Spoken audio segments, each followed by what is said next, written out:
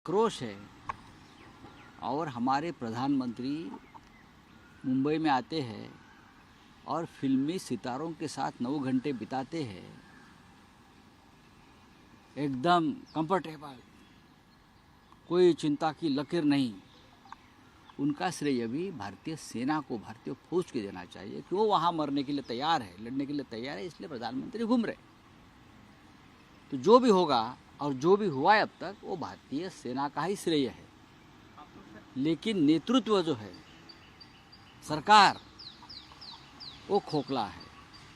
अब आप कहेंगे कि सरकार को समर्थन देना चाहिए, ज़रूर सरकार को समर्थन देंगे, लेकिन सरकार को गलतियां जो हो रही है बार बार 10 साल में, उस गलतियों का समर्थन हम कभी नहीं करेंगे और ना करना चाहिए किसी ने।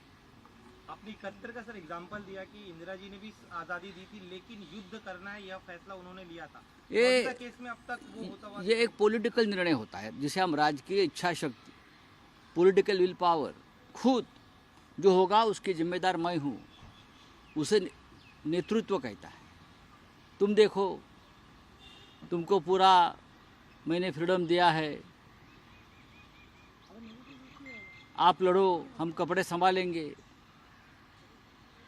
श्रेय मैं लूँगा, गड़बड़ हो गई तो आपने किया, मैंने आपके भरोसे किया था। इसे राजकीय नेतृत्व, पॉलिटिकल लीडरशिप नहीं कही। इंदिरा गांधी एक ऐसी, हमने देखा है इंदिरा जी को, 1971 का वॉर हमने देखा है, हम युवा थे उस वक्त, हमने वो वॉर देखा है, हम इंदिरा जी से मिल चुके हैं। लीडरशिप क्या होती है वो हमने देखी है। कहा ना मानिक शाह को, मुझे युद्ध चाहिए पाकिस्तान से, तुम्हारा निर्णय तुम लो। इंदिरा जी ने कहा मुझे पाकिस्तान से युद्ध चाहिए, आपकी तैयारी क्या है, आपकी तैयारी क्या है, कितने दिन चाहिए आपको। ये पॉलिटिकल लीडरशिप की एक निर्णय था कि मुझे युद्ध चाहिए। आपने देखा है पहलगांव के बाद ऐसा कुछ? हाँ, घुसकर मारने वाले कहाँ गए? ओवैसी साहब ने ये कहा है आज कि घुसकर मारने की बात हो गई थी, आप घुसकर मारो मत, घुसो और वहाँ ही बैठो। बैठना चाहिए वहाँ जाकर, लेकिन कब जाएंगे, कब घुसेंगे, कब बैठेंगे? प्रधानमंत्री तो फिल्मी सितारों में दंग है, बिहार के प्रचार में दंग है। ये समस्या इस देश में है लीडरशिप की, और लोग तालियां बजा रहे, बड़े बड़े एक्टर बैठे थे। देश में क्या हो रहा है? आक्रोश हो रहा है, आप तालियां बजा रहे हो। 9 घंटे देश के प्रधानमंत्री फिल्मी सितारों में बैठकर गपशप करते हैं। 15 दिन इस प्रकार के सभी कार्यक्रम रद्द करने चाहिए थे। सिर्फ देश का विचार करना चाहिए था, देश की सुरक्षा का विचार करना चाहिए था, कश्मीर का विचार करना चाहिए था। लेकिन हमारी लीडरशिप ये नहीं कर रही है और हमारा अपोजिशन सरकार को समर्थन दे रहा है, हमारा विरोध है। अमित शाह का एक बयान आया है, कश्मीर में हमला उसके बाद अमित शाह ने कहा है कि हर व्यक्ति को जवाब मिलेगा। भाई, उरी से लेकर पुलवामा और पहलगांव तक जो हमले हुए उसके लिए गृह मंत्रालय जिम्मेदार है। आपको ये बोलने का अधिकार नहीं है।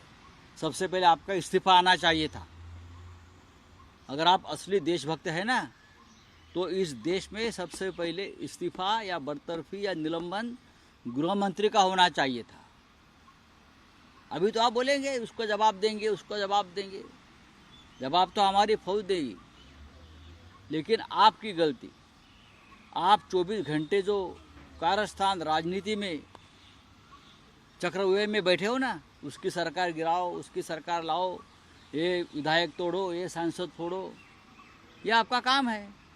तो आप जिम्मेदार है। जो पुलवामा में हुआ, जो पहलगांव में हुआ, जो उरे में हुआ, उसके लिए देश के गृह मंत्री जिम्मेदार है।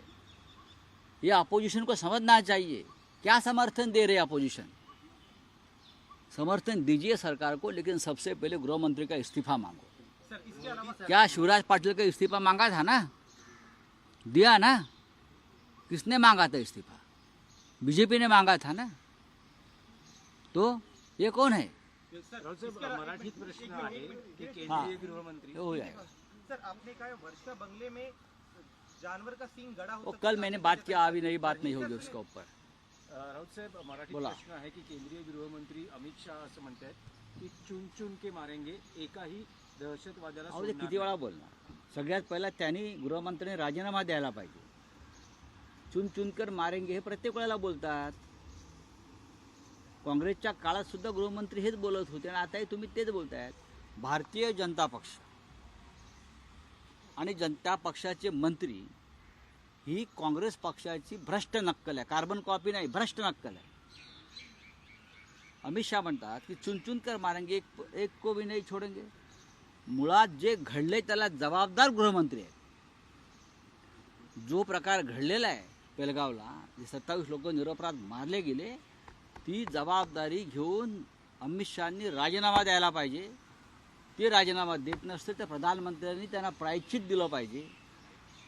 आमचं विरोधी पक्षाचं संघटन सरकारचं समर्थन करत आहे. अहो करा, पण गृहमंत्र्यांचा राजीनामा मागा. कसलं समर्थन करताय चुकांचं? चुन चुन मारा ना, आपको किसने रोका है? मारो. सबसे पहले जवाब दो. पुलवामा में 40 जवान क्यों मरे और 27 निरपराध लोग जो मारे गए, जिसमें से 6 महाराष्ट्र के, वो क्यों मरे? उसका जवाब दीजिए. आप इस्तीफा दीजिए. जो बोलना है बोल दीजिए.